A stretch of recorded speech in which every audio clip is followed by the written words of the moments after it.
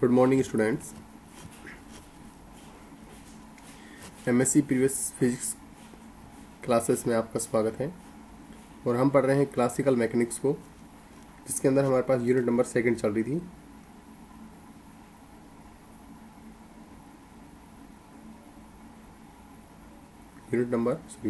First चल रही थी और यूनिट नंबर फर्स्ट के अंदर हमारे पास टॉपिक था application of Lagrangian equation of motion. और आज हम इक्वेशन ऑफ मोशन के अंदर जो डम्बेल है उसको सोल्व करेंगे, या डंबल की जो इक्वेशन ऑफ मोशन है उसको हम निकालेंगे। ठीक है, तो डंबल आपने इससे पहले डंबल को देखा होगा। डंबल वही होता है जिससे हम एक्सरसाइज करते हैं, उसी की बात करेंगे। ठीक है, ये थोड़ा ऊपर कट गया। Applications of Lagrangian equation of motion, जिसमें हमने देखो क्या क्या पढ़ लिया था। हमने इसमें लीनियर हार्मोनिक ऑसिलेटर पढ़ लिया था, सिंपल पेंडुलम पढ़ लिया था, एडवुड मशीन पढ़ ली थी, और आज चौथा पढ़ेंगे डम्बेल। ठीक है, तो शुरू करते हैं चौथा डम्बेल। ठीक है, तो मैं पहले यहाँ पर एक आपको डम्बल बना देता हूँ। तो हमारे पास ये कोऑर्डिनेट सिस्टम है, यहाँ पर ये कोऑर्डिनेट सिस्टम है। ठीक है, ये वाई एक्स हो जाएगा और ये हमारे पास एक्स एक्स हो जाएगा। यहाँ पर हम क्या करते हैं, एक डंबल लेते हैं जिसके अंदर दो मास लगे होंगे। एक तो हमारे पास रहेगा M1 और एक रहेगा हमारे पास M2। ठीक है, इसको मैं थोड़ा इधर बढ़ा देता हूँ और इसको मैं थोड़ा इस तरह से मिला देता हूँ। ठीक है, और ये मान लेते हैं ये हमारे पास कितना है, थीटा। इसके अलावा जो डंबल होगा वो 2 डायमेंशन के अंदर फ्री मोशन कर सकता है। ये इसका कोऑर्डिनेट्स x1 y1 रहेगा और M2 का कोऑर्डिनेट्स हमारे पास x2, y2 रहेगा। ठीक है, ये जो लेंथ है इन दोनों के बीच की वो हम स्मॉल l ले लेते हैं। ये थीटा है, तो ये जो लेंथ होगी यहाँ से और यहाँ तक ये रहेगी l और साइन थीटा। ठीक है, और इसको ऊपर नीचे मिला देंगे तो ये रहेगा l एंड कॉस थीटा। ये ऊंचाई जो रहेगी वो रहेगी y1, और ये जो डिस्टेंस रहेगी ये हमारे पास रहेगी x1। ठीक है, सिमिलरली हमारे पास ये जो डिस्टेंस है ये रहेगी x2, और यहाँ से और ये नीचे तक की जो टोटल ऊंचाई होगी ये हमारे पास रहेगी y2। ठीक, तो यहाँ पर हम कुछ रिलेशंस निकाल लेंगे और कुछ जो है इक्वेशन ऑफ मोशन होगी वो देखेंगे। तो देखिए, यहाँ पर हमने एक सिस्टम लिया है। मैं थ्योरी भी लिखना चाहूँगा, तो मैं थ्योरी लिख देता हूँ। ए सिस्टम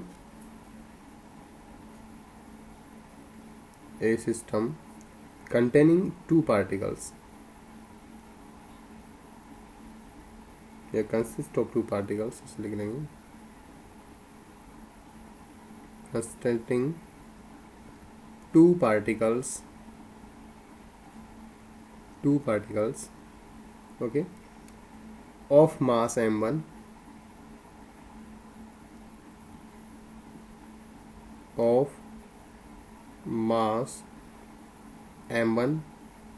and m2। ठीक है, which are containing with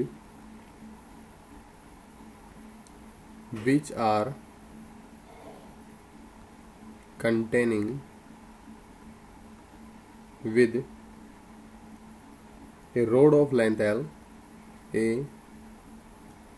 rod of length small l, and its have negligible mass। आप जीरो तो नहीं ले सकते,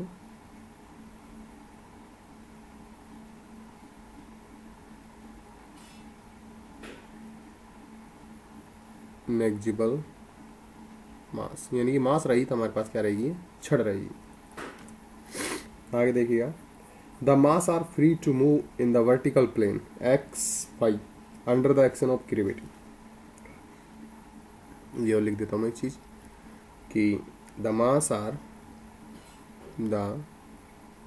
masses are free to move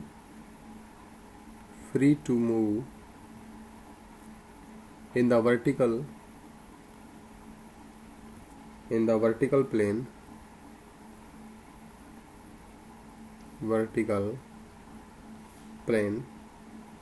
x and y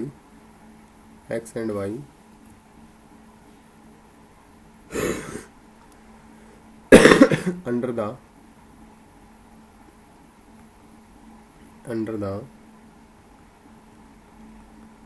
gravity. ठीक है। और इसके अलावा जो चीज़ें हैं मैंने जो बोली हैं मैं बोल देता हूँ, आप लिखना चाहो तो उसको उतार लिख सकते हो कि let us consider x1 y1 and x2 y2 be the coordinates of the centre of the two masses. ठीक है। And m1 m2 respective if theta is the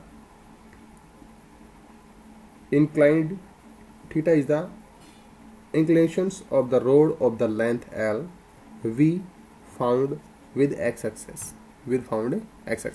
तो यहाँ पर हमारे पास कुछ रिलेशंस होंगे, मैं उन रिलेशंस को लिख देता हूँ एक बार, क्योंकि वो रिलेशन से हमारे पास इक्वेशन ऑफ मोशन जो है वो कुछ कम हो जाएंगी। ठीक, क्योंकि यहाँ पर हमारे पास अब देखो 4-5 वेरिएबल हो गए। कौन कौन से हो गए हैं? यहाँ पर हमारे पास 5 वेरिएबल होंगे जो हमें परेशान करेंगे। x1 है, y1 है, x2 है, y2 है और थीटा। ठीक है, इतने सारे वेरिएबल का मतलब है कि हमारे पास इक्वेशन ऑफ मोशन 5 होंगी, लेकिन इसमें कुछ रिलेशन होगा, इनमें सब में कुछ ना कुछ रिलेशन होगा। उन रिलेशंस को हम लिखेंगे और इक्वेशन ऑफ मोशन की संख्या हम क्या कर लेंगे, कम कर लेंगे। तो हम देखेंगे कि हमारे पास जो x2 है वो कितना होगा, वो रहेगा हमारे पास x1 plus L cos theta रहेगा। और इसी प्रकार हमारे पास जो y2 है, y2 वो रहेगा y1 plus L sin theta. बस ये दो रिलेशन होने से हमारे पास काफ़ी मामला सही हो जाएगा। मैं आपको दोबारा से लिख के दिखा देता हूँ। देखिए, ये हमारे पास कोऑर्डिनेट्स था, ये हमारे पास डंबल है, इस तरह से हमने मिलाया था। ठीक है, ये जो डिस्टेंस है ये x1 है और ये ऊंचाई जो है वो y1 है। ठीक है, और ये जो डिस्टेंस है ये हमारे पास x2 थी और ये जो ऊंचाई है ये हमारे पास y2, ये हमारे पास आया था L cos थीटा और ये हमारे पास आया L और sin थीटा। अब देखिएगा, यदि आप x2 की वैल्यू निकालना चाहते हैं x2 की, तो क्या होगा, वो रहेगा x1 प्लस का L cos थीटा, तो मैंने लिख दिया ये। और यदि आप y2 को निकालना चाहेंगे तो ये रहेगा y1, यहाँ तक तो y1 है, y1 plus L sin theta, तो y1 plus L sin theta. आप इसको कुल मिलाकर के समीकरण नंबर 1 दे सकते हैं। ठीक है, कितना दे सकते हैं, 1 दे सकते हैं। अब हम इसका अवकलन और कर देते हैं, तो डिफरेंशिएशन ऑफ इक्वेशन फर्स्ट, तो हमें मिलेगा x2 dot is equal to x1, अवकलन करेंगे तो x1 डॉट प्लस L हमारे पास क्या है, कोसेंट है, और कोस थीटा का क्या रहेगा, कोस थीटा का माइनस साइन थीटा रहेगा, तो minus sine theta and theta dot.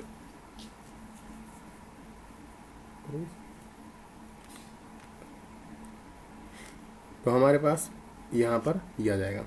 दूसरा y2 डॉट की बात करें तो रहेगा हमारे पास y1 डॉट प्लस L, ऐसे कैसे, साइन थीटा का हो जाएगा हमारे पास cos theta and theta dot. इनको देंगे हम समीकरण नंबर 2 जो हमें आगे यूज करनी। यहाँ तक उतार लेंगे, उसके बाद अपन आगे चलते हैं। अब देखिएगा, हमारे पास काइनेटिक एनर्जी है। देखो, हमारे पास the kinetic energy of the dumbbell. ठीक है, तो क्या रहेगा, काइनेटिक एनर्जी के ई लिख सकते हैं या इसको टी से लिख सकते हैं, जो कि हमारे पास रहेगा 1/2 और m1 पहले मास के लिए। तो पहले मास के लिए बात करेंगे तो उसका कोऑर्डिनेट सिस्टम क्या है, वो x1 डॉट है और y1, तो x1 डॉट का स्क्वायर और y1 डॉट का स्क्वायर आ जाएगा, प्लस फिर हमारे पास 1/2 और दूसरा आएगा m2 और रहेगा x2 डॉट का स्क्वायर प्लस y2 डॉट का स्क्वायर। ये हमारे पास काइनेटिक एनर्जी आ जाएगी। अब देखो, इसमें 4 वेरिएबल हो गए, 1 2 3 और 4। अपन क्या करते हैं, इसमें x2 और y2 की वैल्यू रख देते हैं। तो हमारे पास काइनेटिक एनर्जी आएगी 1/2 m1 x1 डॉट का स्क्वायर प्लस y1 डॉट का स्क्वायर और प्लस आगे हमारे पास आएगा 1/2, ठीक है, यहाँ पर आएगा m2 और x2 की वैल्यू क्या है, x2 की वैल्यू क्या है वो मैं लिख देता हूँ। तो x2 की वैल्यू है हमारे पास x1 डॉट का स्क्वायर और माइनस का l sine theta, l sine theta and theta dot का स्क्वायर हो जाएगा ये ऐसे, और प्लस फिर अपने पास y2 की वैल्यू क्या है, y1 डॉट प्लस l और ये रहेगा cos theta and theta dot का होल स्क्वायर। जब आप इसको सोल्व करोगे तो आपके पास कुछ इस तरह से आएगा ये कि 1/2, ठीक है, और यहाँ पर हमारे पास m1 प्लस m2, यहाँ पर देखिएगा x1 स्क्वायर है, जब आप इसका स्क्वायर ओपन करेंगे तो यहाँ पर x1 स्क्वायर आएगा, ये स्क्वायर नहीं है यहाँ पर, और यहाँ पर जब इसका स्क्वायर ओपन करेंगे तो ये y1 स्क्वायर आएगा। तो अपन x1 y1 को दोनों को कॉमन ले लेते हैं, x1 का dot square plus y1 dot square का कॉमन हमने कॉमन कर लिया सभी। और जो बची हुई टर्म्स है देखो, अब इसमें ये पूरी टर्म्स आ गई है और ये वाली टर्म्स आ गई है, ये वाली टर्म्स आ गई है। अब आपके पास इसका स्क्वायर बचा है, इसका स्क्वायर बचा है, साथ में 2ab वाली टर्म्स और बची हैं। तो इसका स्क्वायर करेंगे, देखो sine square theta, theta dot square, cos square theta, theta dot square ऐसा आएगा। तो साइन स्क्वायर थीटा और कोस स्क्वायर थीटा कितना हो जाएगा 1, तो L square theta dot square बचेगी, तो ये टर्म्स बचेगी। तो मैं इसमें लिख देता हूँ 1/2 और यहाँ पर m2 हमारे पास है, तो L square and theta dot का स्क्वायर, ठीक है।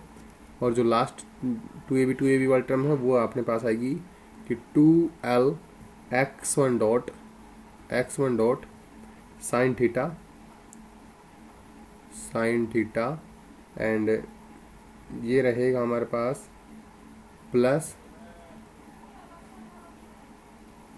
यहाँ पर अपने पास थीटा डॉट और आएगा अभी, और यहाँ पर आएगा 2l, ठीक है, और y1 dot theta dot and cos theta,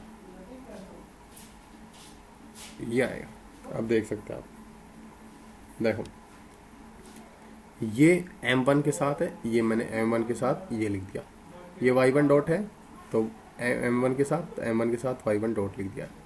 यहाँ पर m2 के साथ ये x1 स्क्वायर है, ये y2 के साथ x1 स्क्वायर का डॉट लिख दिया। फिर ये y1 डॉट स्क्वायर है तो हमारे पास m2 के साथ y1 डॉट स्क्वायर लिख दिया, कंप्लीट।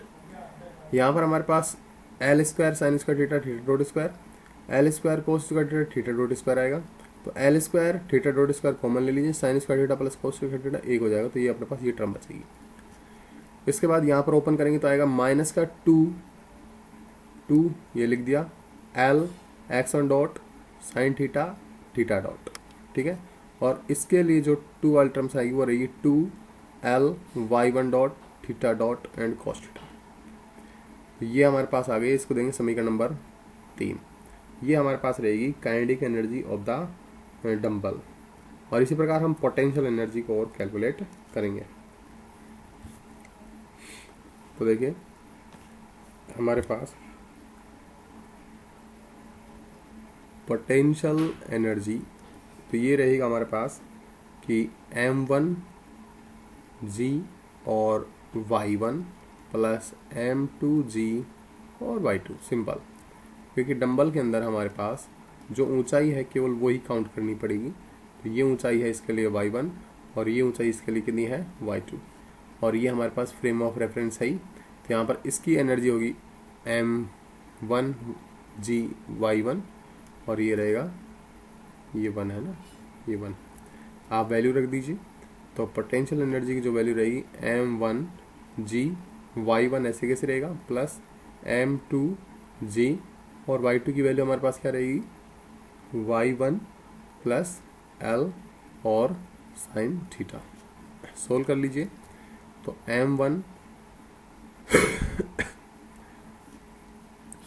और यहाँ पर रहेगा m2, ठीक है, और इसमें से कॉमन आ जाएगा g और y1, प्लस अगला बचेगा m2gl और साइन थीटा, समीकरण नंबर 4। एंड नाउ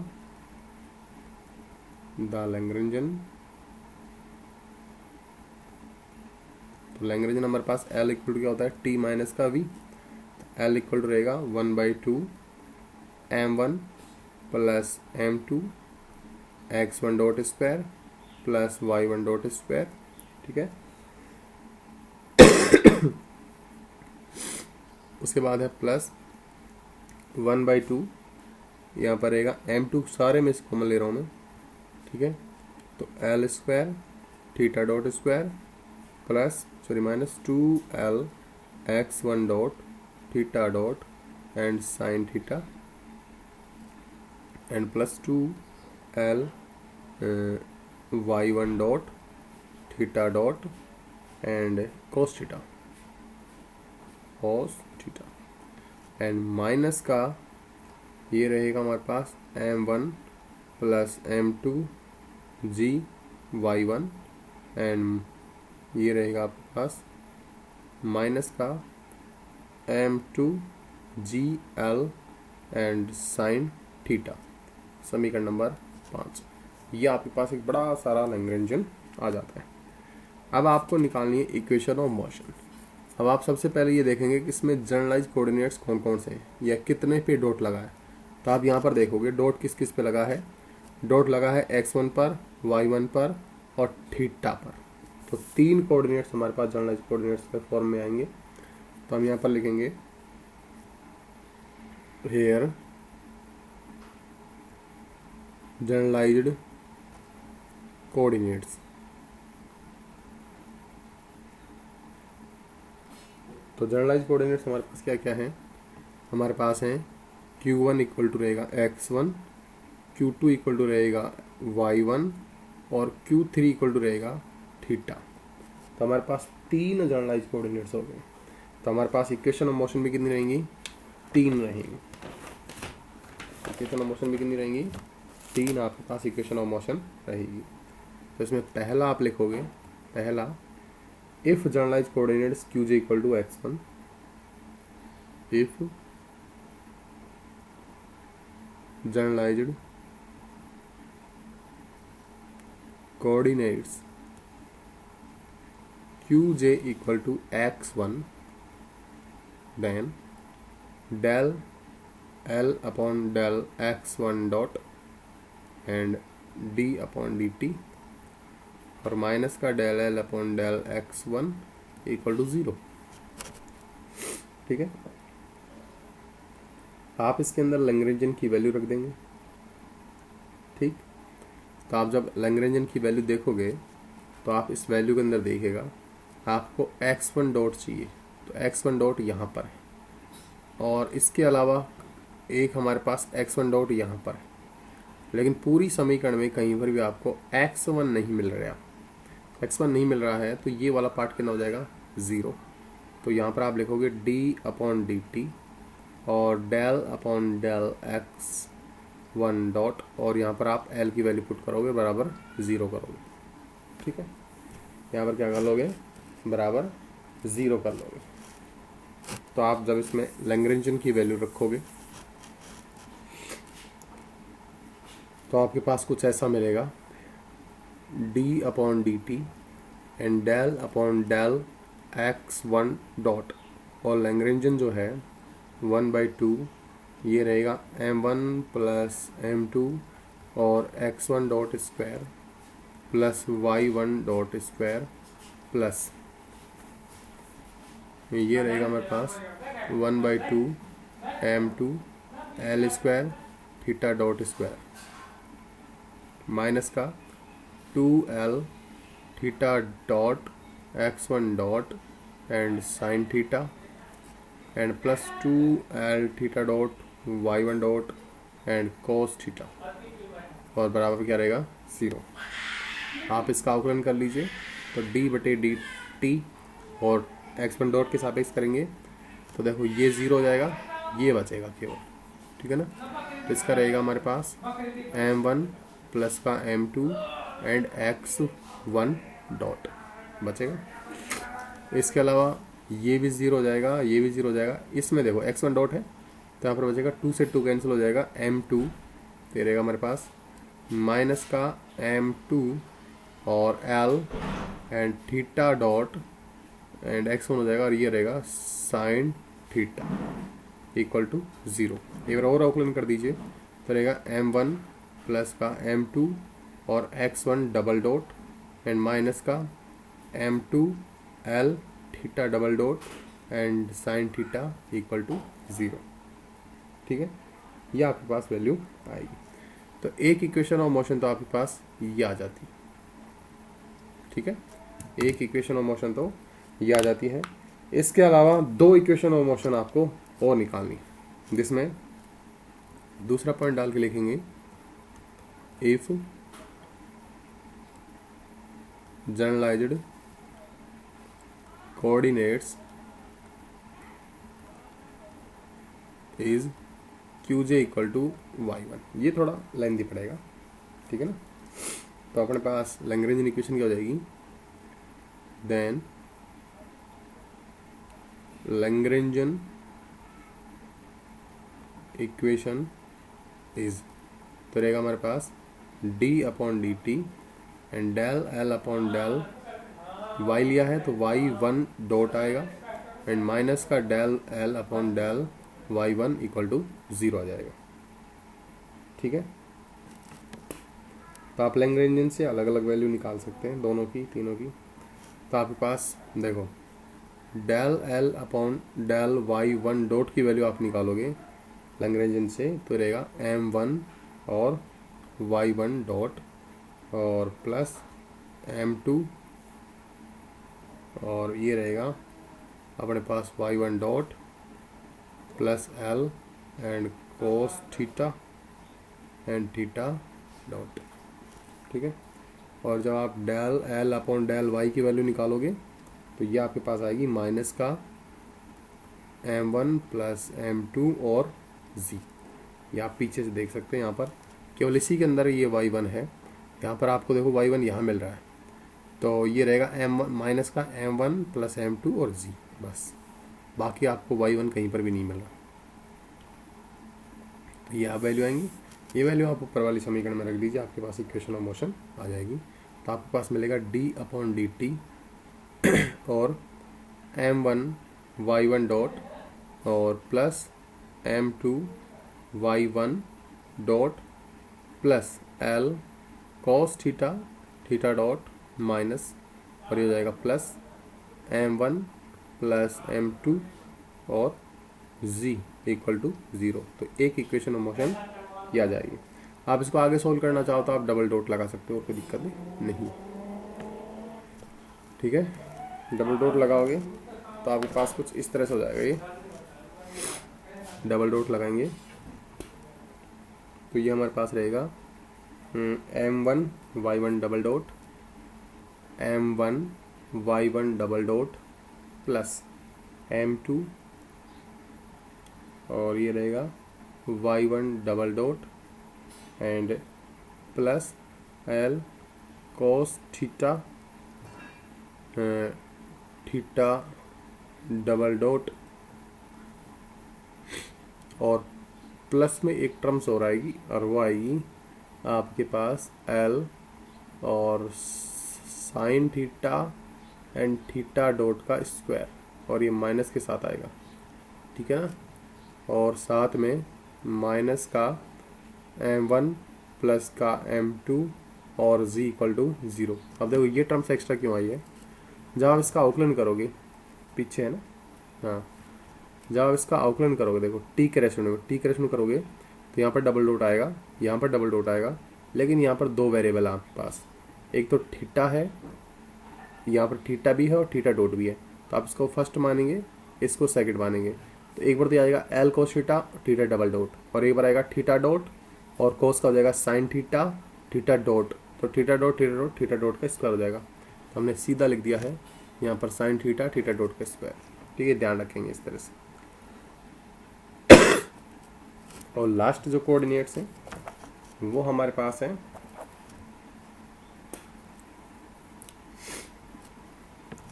तीसरा है इफ क्यू है ये, Q J equal to theta, then Lagrangian equation of motion, Lagrangian equation of motion. तो ये हमारे पास रहेगा del L upon del theta dot, और इसके बाहर रहेगा D upon D T minus का del L upon del theta equal to zero, equal to zero. ठीक है, नेक्स्ट देखिएगा, यहाँ पर आपको इसकी वैल्यू चाहिए और इसकी वैल्यू चाहिए, तो अपन अलग अलग वैल्यू निकालेंगे। Del L upon del theta dot की वैल्यू आप निकालना चाहोगे तो आपके पास देखो, अब की बार मैं इसको पूरा ही सोल्व कर देता हूँ, दोबारा देख लीजिए आप। अपने पास इक्वेशन ऑफ मोशन है d upon D t del L upon del theta dot minus del L upon del theta equal to zero. Value रख दीजिए सारी, तो सारी वैल्यू रखेंगे तो कोई दिक्कत आएगी। एल की वैल्यू लिख देता हूँ एक बार मैं। एल इक्वल टू हमारे पास है 1/2 m1 plus m2 x1 dot square plus y1 dot square plus 1/2 m2, और यहाँ पर है l square theta dot square और -2l, और आपके पास है x1 डॉट थीटा डॉट और साइन थीटा।